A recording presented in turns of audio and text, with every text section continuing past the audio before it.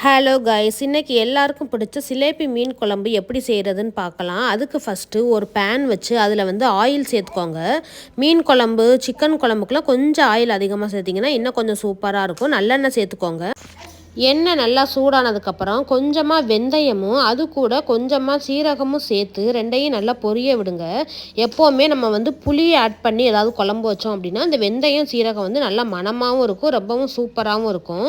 அது கூட நல்லா தாராளமாக ஒரு கை அளவுக்கு வெள்ளைப்பூண்டு ஆட் பண்ணிக்கோங்க. நல்லா தோல் உரிச்சிட்டு அதை நல்லா கழுவிட்டு ரெண்டாக கட் பண்ணி ஆட் பண்ணிக்கோங்க. நல்லாவே ஒரு சூப்பரான ஃப்ளேவர் கிடைக்கும். அது கூட நம்ம மெயினானது வந்து இதுக்கு சின்ன வெங்காயம் வந்து தாராளமாக ஒரு கையளவுக்கு நல்லா உரித்து கழுவி அதையும் ரெண்டாக வந்து கட் பண்ணி சேர்த்துக்கோங்க.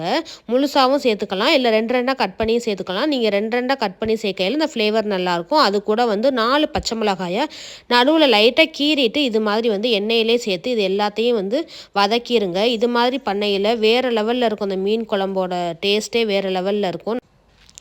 இப்போ அதுக்கப்புறமா நம்ம கட் பண்ணி வச்சுருக்க நல்லா பழுத்த தக்காளி 2 தக்காளியை வந்து ஆட் பண்ணிக்கிறேன். அது நல்லா ஒரு 2 கை அளவுக்கு இருக்குது.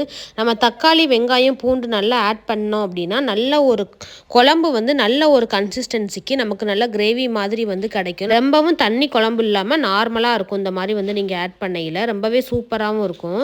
அது கூட கொஞ்சம் உப்பு சேர்த்து நல்லா கிளறிக்கோங்க. தக்காளி நல்லாவே வேகமாகவே வெந்துடும்.